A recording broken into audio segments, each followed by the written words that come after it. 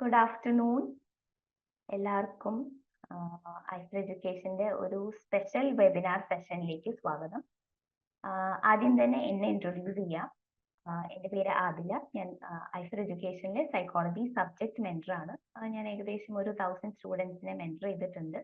നമ്മൾ ഇന്ന് net exam എഴുതിക്കൊണ്ടിരിക്കുന്ന ഒരുപാട് അറ്റംപ്റ്റ്സ് കഴിഞ്ഞിട്ടുള്ള ആളുകൾക്കെല്ലാം യൂസ്ഫുൾ ആകുന്ന ഒരുപാട് കാര്യങ്ങൾ ഡിസ്കസ് ചെയ്യാനാണ് ഈ ഒരു സെഷൻ കൊണ്ട് ഉദ്ദേശിച്ചിട്ടുള്ളത്. ഞാൻ പറയുന്ന കാര്യങ്ങളും എൻ്റെ സ്ക്രീനും എല്ലാവർക്കും വിസിബിൾ ആണെന്ന് വിചാരിക്കുന്നു. ഇടയ്ക്ക് എപ്പോഴെങ്കിലും എന്തെങ്കിലും ഒരു ബ്രേക്കോ കാര്യങ്ങളോ വന്നിട്ടുണ്ടെങ്കിൽ, എന്തെങ്കിലും നെറ്റ്വർക്ക് ഇഷ്യൂ ഉണ്ടെങ്കിൽ പെട്ടെന്ന് എന്നെ ഒന്ന് ചാറ്റ് ബോക്സിൽ അറിയിച്ചാൽ നല്ലതായിരിക്കും. അതുപോലെ തന്നെ ഞാൻ പറഞ്ഞുകൊണ്ടിരിക്കുന്ന എന്തെങ്കിലും കാര്യങ്ങൾ ഡൗട്ട് ഉണ്ടെങ്കിൽ നിങ്ങൾക്ക് അപ്പം തന്നെ ചാറ്റ് ബോക്സിൽ ചോദിക്കാം കേട്ടോ. യെസ്, നമ്മൾ സെഷൻ സ്റ്റാർട്ട് ചെയ്യുന്നതിന് മുമ്പ് നിങ്ങൾ എല്ലാവരും നെറ്റ് എക്സാം എന്തുമാത്രം നിങ്ങൾക്ക് ഒരു പ്രാക്ടീസ് ഉണ്ട് എന്ന് അറിയാൻ വേണ്ടി, അതായത് ആദ്യമായിട്ട് എഴുതുന്നവരാണോ, ഇനി എഴുതുന്നത് ആദ്യമായിട്ടാണോ, അതോ രണ്ടാമതാണോ, അങ്ങനെ ഒന്ന് പെട്ടെന്ന് ഒന്ന് ചാറ്റ് ബോക്സിൽ പറഞ്ഞു കഴിഞ്ഞിട്ടുണ്ടെങ്കിൽ അതിനനുസരിച്ച് നമ്മുടെ സെഷൻ ലീഡ് ചെയ്യാൻ പറ്റുന്നുണ്ടാവും. സോ അതൊന്നും എല്ലാവർക്കും പെട്ടെന്നൊന്ന് ചാറ്റ് ബോക്സിൽ പറയാമോ? നിങ്ങൾ 0 അറ്റംപ്റ്റ്സ് ആണോ ഇതുവരെ നടത്തിയിട്ടുള്ളത്? ഫസ്റ്റ് അറ്റംപ്റ്റ് ആണോ, സെക്കൻഡ് ആണോ? ഓക്കെ, എനിക്കിവിടെ 2 ഫസ്റ്റ് അറ്റംപ്റ്റ് കിട്ടിയിട്ടുണ്ട്. Okay okay okay yes okay. അപ്പം ഒരുപാട് ഫസ്റ്റ് അറ്റംപ്റ്റീസ് ഉണ്ട്.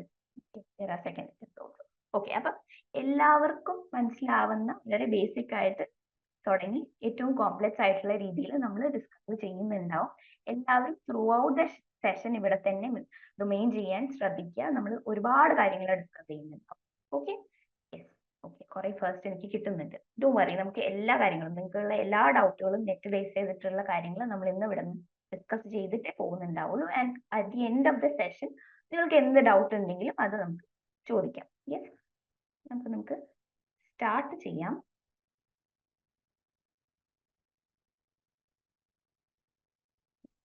നമ്മുടെ ജാനുവരിയിലായിരുന്നു സൈക്കോളജിയുടെ എക്സാം നടന്നിട്ടുണ്ടായിരുന്നത്. അന്ന് നടന്നിട്ടുള്ള എക്സാമിന്റെ റിസൾട്ട് ആണ് ഈ കാണുന്നത്. ഐഫർ എഡ്യൂക്കേഷനിൽ നമുക്ക് 561 നെറ്റും 64 JRFും 1418 PhD ഉണ്ടായിരുന്നു. യെസ്, ഇതാണ് നമ്മുടെ നമ്മൾ കഴിഞ്ഞ തവണത്തെ റെക്കോർഡുകളെ എല്ലാം ബ്രേക്ക് ചെയ്തിട്ട് ഇത്രയും റിസൾട്ട്സ് ആണ് എല്ലാ സബ്ജക്റ്റിൽ നിന്നും നമുക്ക് കിട്ടിയിട്ടുണ്ടായിരുന്നത്. ഇവിടെ നിങ്ങൾ കാണുന്നത് ഒരു proverb ആണ്, ഒരു ചൈനീസ് proverb ആണ്. ഇത് പറയുന്നത് the best time to plant a tree was 20 years ago. The second best time is now. അതായത് നിങ്ങളിൽ പലരും എക്സാമിന്റെ പ്രിപ്പറേഷൻ സ്റ്റാർട്ട് ചെയ്യാം എന്ന് വിചാരിച്ചിരിക്കുന്നുണ്ടാവും. പക്ഷെ അതിന്റെ best time, the best moment is right now, ഇപ്പോഴാണ്. ഓക്കെ, അപ്പൊ നമുക്ക് ഈ ഒരു സെഷൻ ആവട്ടെ അതിന്റെ ഒരു സ്റ്റാർട്ടിങ്ങിൽ പലരും ഫസ്റ്റ് അറ്റംപ്റ്റ് ആയിരിക്കും എന്ന് പറഞ്ഞിട്ടുണ്ട്. അപ്പൊ അവർക്കെല്ലാം ഇതൊരു നല്ലൊരു ബെസ്റ്റ് സ്റ്റാർട്ടിങ് ആവട്ടെ എന്ന് ആശംസിക്കുന്നു. അത് വെച്ച് നമുക്ക് നമ്മുടെ സെഷൻ സ്റ്റാർട്ട് ചെയ്യാം. അപ്പോൾ എങ്ങനെയാണ് നമ്മൾ സൈക്കോളജി എക്സാമിന് വേണ്ടിയിട്ട് പ്രിപ്പയർ ചെയ്യേണ്ടത്, അതിന് വേണ്ട സ്ട്രാറ്റജീസ് ആണ് നമ്മൾ ഇന്നിവിടെ ഡിസ്കസ് ചെയ്യാൻ പോകുന്നത്. അതിനു മുമ്പ് ഏറ്റവും ആദ്യം നമ്മൾ എല്ലായിടത്തും ഇങ്ങനെ പറയുന്നുണ്ട് നെറ്റ് എക്സാം ഉണ്ട്, JRF കിട്ടി, നെറ്റ് കിട്ടി എന്നൊക്കെ പറയുന്നുണ്ട്. What is this exactly? എന്താണ് ഈ UGC NTA net JRF exam? നോക്കാം നമുക്ക്. ചിലപ്പോൾ ഒരുപാട് തവണ നിങ്ങൾ എക്സാം എഴുതിയിട്ടുണ്ടാവും, പക്ഷെ എന്താണ് കൃത്യമായിട്ടൊന്നും അറിയുന്നുണ്ടാവില്ല.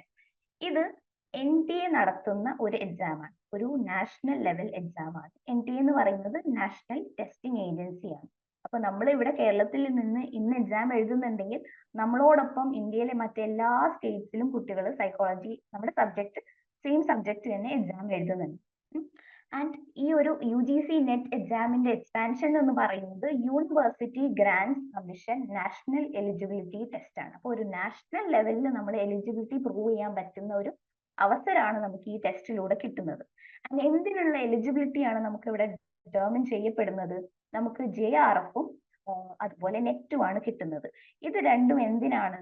JRF എന്ന് പറയുന്നത് നമുക്കൊരു റിസർച്ച് ചെയ്യാനുള്ള ഒരു ഫെലോഷിപ്പ് ആണ് നമുക്ക് ഇവിടെ കിട്ടുന്നത്. ഇതിലൂടെ നമുക്കൊരു സ്റ്റൈപ്പൻഡ് കിട്ടുകയും ഡെഫിനറ്റ് എമൗണ്ട് നമുക്ക് മന്ത്ലി കിട്ടുകയും അതിലൂടെ നമ്മുടെ റിസർച്ചിനെ മുന്നോട്ട് കൊണ്ടുപോകാനാണ് സാധിക്കുന്നത്. നെറ്റ് എന്ന് പറയുമ്പോൾ നമുക്കൊരു അസിസ്റ്റന്റ് പ്രൊഫസർ ആയിട്ട് ഇന്ത്യയിലെ ഏത് യൂണിവേഴ്സിറ്റീസിലും കോളേജസിലും നമുക്ക് ജോയിൻ ചെയ്യാൻ പറ്റും. ഇനി ഒന്നും കൂടെ നമ്മൾ ഡീറ്റെയിൽ ആയിട്ട് പറയുകയാണെങ്കിൽ ഇപ്പോ ഒരു കാറ്റഗറിയും കൂടെ ആഡ് ചെയ്യപ്പെട്ടിട്ടുണ്ട്. നിങ്ങൾ കേട്ട് കാണും, PhD എലിജിബിലിറ്റി. മുൻപ് നമുക്കുണ്ടായിരുന്നത് JRF കാറ്റഗറിയും നെറ്റ് കാറ്റഗറിയും മാത്രം. അതായത് ഏറ്റവും ഹൈ സ്കോർ ഉള്ള ഒരാളാണെങ്കിൽ JRFും അതിന്റെ തൊട്ട് താഴെയുള്ള ഒരു ടോപ്പിൽ അസിസ്റ്റന്റ് പ്രൊഫസർ അഥവാ നെറ്റ് ക്വാളിഫൈ ചെയ്യും. ആൻഡ് അതിന്റെയും താഴെ വരുന്ന ഒരു കാറ്റഗറിയാണ് PhD എലിജിബിലിറ്റി. അപ്പൊ നിങ്ങൾക്ക് ഒരു സംശയം തോന്നാം, എന്താണ് ഈ ഫസ്റ്റ് വണ്ണും തേർഡ് വണ്ണും തമ്മിലുള്ള ഒരു ഡിഫറൻസ് ഉണ്ട്. ഈ മൂന്നാമത്തെ എന്ന് പറയുമ്പോൾ നമുക്കൊരു PhD ജോയിൻ ചെയ്യാൻ ഒരു എലിജിബിലിറ്റി അവിടെ കിട്ടുന്നുണ്ട്. ബട്ട് ദെൻ നമുക്കൊരു സ്റ്റൈപ്പൻഡോ മറ്റ് ബെനിഫിറ്റ്സോ ഒന്നും അവിടെ ഉണ്ടാവില്ല. അപ്പോൾ JRF കിട്ടുന്നതിന്റെ ഏറ്റവും വലിയ ബെനിഫിറ്റ് എന്ന് പറയുന്നത് നമ്മുടെ റിസർച്ചിൽ ഒരുപാട് ചെലവുകൾ ഉണ്ടാവും. നമുക്ക് പല സ്ഥലത്തും ട്രാവൽ ചെയ്യേണ്ടി വരും, പല പെർമിഷൻസ് എടുക്കേണ്ടി വരും, ഒരുപാട് ടെസ്റ്റുകൾ വേണ്ടി വരും. ഇതിനെല്ലാം ഉള്ള ഡെഫിനറ്റ് ആയിട്ടുള്ള ഒരു സ്റ്റൈപ്പൻഡ് നമുക്ക് പ്രൊവൈഡ് ചെയ്യുന്നു എന്നുള്ളതാണ് JRFന്റെ ബെനിഫിറ്റ്. അപ്പൊ ഈ മൂന്ന് ക്വാളിഫിക്കേഷൻസും എന്താണെന്ന് എല്ലാവർക്കും ക്ലിയർ ആയി എന്ന് വിചാരിക്കുന്നു. അറിയുന്ന കാര്യങ്ങൾ തന്നെയായിരിക്കും, ഒന്നും കൂടെ നമ്മൾ അത് ഡീറ്റെയിൽ ആയിട്ട് പറഞ്ഞു എന്ന് മാത്രം. ഇനി ആർക്കും എന്താണ് NTA, എന്താണ് UGC എക്സാം എന്നുള്ളതിന്റെ ഒരു കൺഫ്യൂഷൻ ഉണ്ടാകുന്നത്. യെസ്. ഇനി വളരെ ഇമ്പോർട്ടന്റ് ആയിട്ടുള്ള, എന്നാൽ നമ്മൾ അത്ര തന്നെ ഇമ്പോർട്ടൻസ് കൊടുക്കാത്ത ഒരു കാര്യമായിരിക്കണം സിലബസ്. നമ്മൾ PG കഴിയുന്നു, ഓക്കെ ഒരു എക്സാം ഉണ്ട്, നമ്മുടെ PG കഴിഞ്ഞാൽ എഴുതാൻ പറ്റുന്ന ഒരു എക്സാം ആണ്, എന്നാൽ പിന്നെ ഈ അറിയുന്ന കാര്യങ്ങളും വെച്ചിട്ട് ഒന്ന് എഴുതി നോക്കാമെന്ന് നമ്മൾ പലപ്പോഴും വിചാരിക്കും. നമ്മുടെ പല യൂണിവേഴ്സിറ്റികളുടെയും PG സിലബസ് തമ്മിൽ തന്നെ ഒരു ഡിഫറൻസ് ഉണ്ട്. അതുപോലെ തന്നെ നമ്മുടെ നെറ്റിന്റെ സിലബസുമായിട്ട് ഇതിന് നമ്മുടെ PG സിലബസിന് വലിയ ഡിഫറൻസ് ഉണ്ട്. ഒരുപാട് ടോപ്പിക്കുകൾ എക്സ്ട്രാ ഉണ്ട്, ചില ടോപ്പിക്കുകൾ മേ ബി ഉണ്ടാവില്ല. അപ്പൊ അത് അറിയണമെന്നുണ്ടെങ്കിൽ നിങ്ങൾ ഏറ്റവും ആദ്യം സിലബസ് നോക്കിയിട്ടുണ്ടാവണം. ഈ സിലബസിന്റെ അണ്ടറിൽ നമുക്ക് സൈക്കോളജിയിൽ നമുക്ക് 10 യൂണിറ്റ്സ് ആണുള്ളത്. അതുപോലെ തന്നെ പേപ്പർ 1ലും ഉണ്ട് 10 യൂണിറ്റ്സ്. നമുക്കിപ്പോ സൈക്കോളജിയുടെ സിലബസ് നോക്കാം. ഏറ്റവും ആദ്യം emergence of psychology.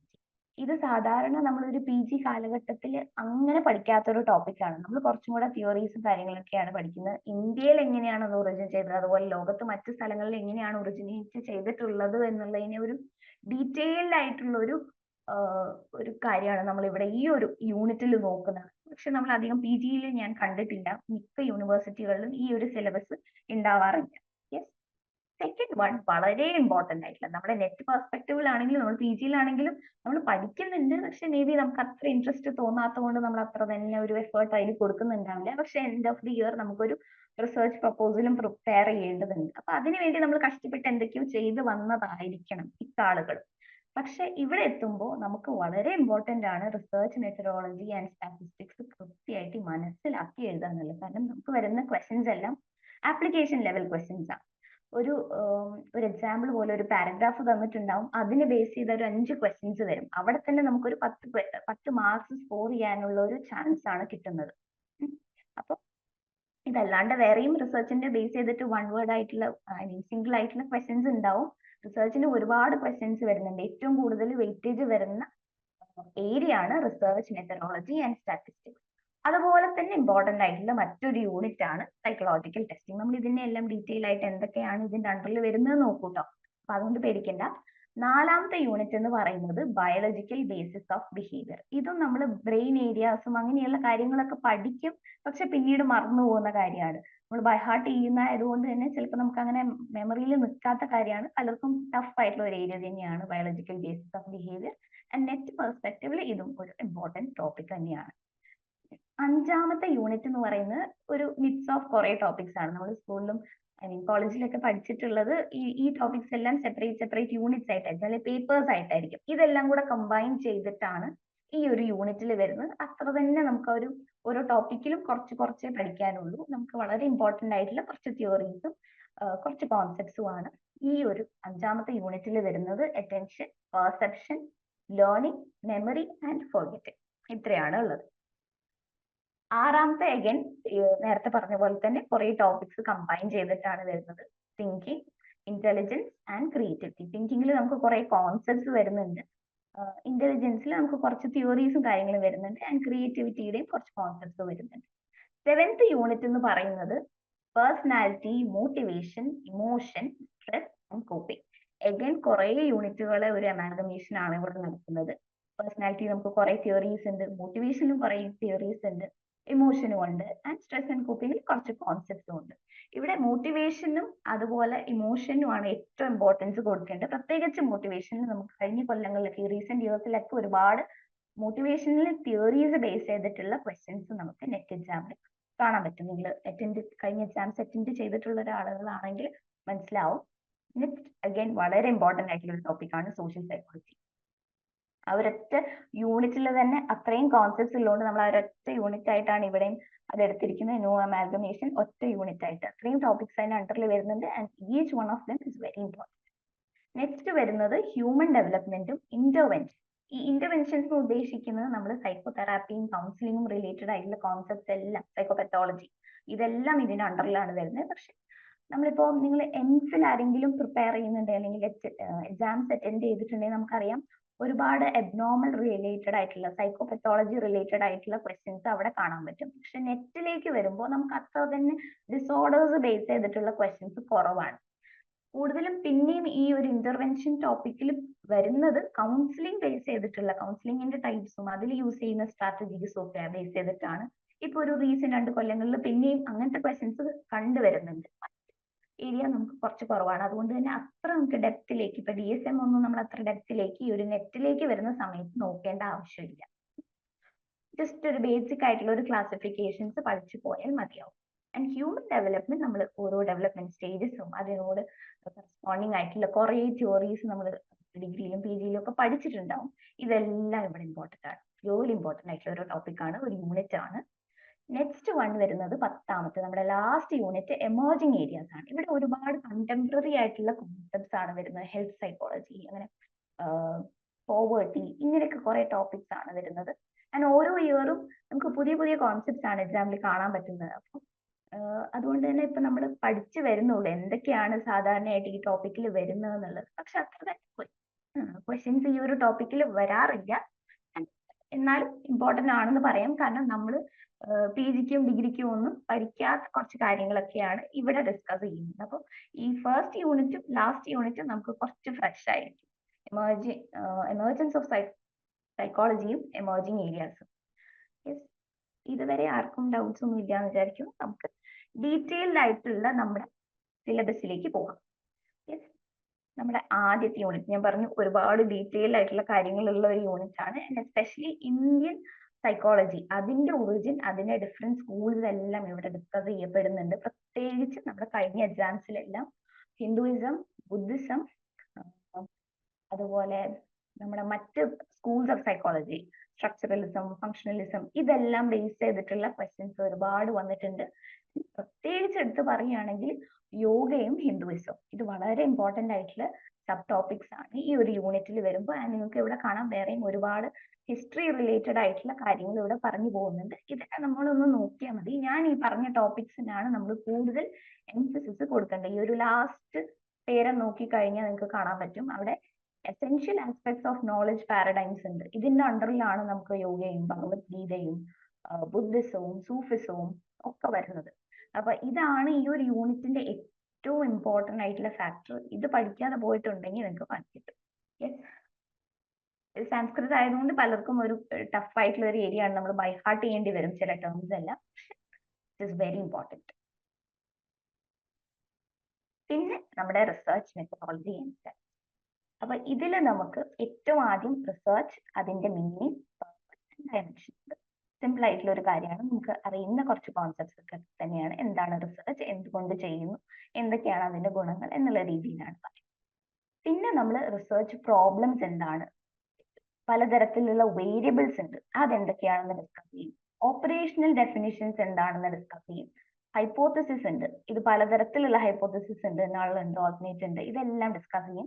And also sampling types നമുക്ക് ഡിസ്കസ് ചെയ്യും. സാമ്പിളിംഗ് ടൈപ്സ് നിങ്ങൾക്കറിയാം, നമുക്ക് types basically probability and non probability ആണ് ഉള്ളത്. അതിന്റെ അണ്ടറിൽ വീണ്ടും സബ് ടൈപ്സ് ഒരുപാടെണ്ണം വരുന്നുണ്ട്. അപ്പൊ ഇതെല്ലാം ഡിസ്കസ് ചെയ്യുന്നത് ഈ ഒരു പാർട്ടിലാണ്. ഈ ഞാൻ ഈ പറഞ്ഞ ഈ ഹൈപ്പോത്തസിസും സാമ്പിളിംഗും വളരെ ഇമ്പോർട്ടന്റ് ആയിട്ടുള്ള ടോപ്പിക്കാണ്. ഒരുപാട് തവണ നമുക്ക് മാച്ച് ദ ഫോളോയിങ് ആയിട്ടും അല്ലാണ്ട് സിമ്പിൾ ക്വസ്റ്റ്യൻസ് ആയിട്ടും ഒക്കെ വന്നിട്ടുള്ള ഒരു ക്വസ്റ്റ്യൻ ആണ്. ആൻഡ് എക്സാമ്പിൾ ബേസ് ചെയ്തിട്ട് ഇപ്പൊ ഇങ്ങനെ നമ്മൾ ഇങ്ങനെ ഒരാൾ ഡേറ്റ കളക്ട് ചെയ്തു, അപ്പൊ എന്ത് ടൈപ്പിലുള്ള സാമ്പിളിംഗ് ആണ് എന്നൊക്കെ ക്വസ്റ്റ്യൻ വന്നിട്ടുള്ള ഒരു ഏരിയ ആണ് ഈ പറഞ്ഞത്. പിന്നെ നമ്മൾ ethics in conducting and reporting research, അതായത് നമ്മൾ ഒരു റിസർച്ച് ചെയ്യുന്ന സമയത്ത് ചെയ്യുന്ന കുറെ കാര്യങ്ങളുണ്ട്, നമ്മൾ ഫോളോ ചെയ്യേണ്ട കുറച്ച് റൂൾസ് ഉണ്ട്.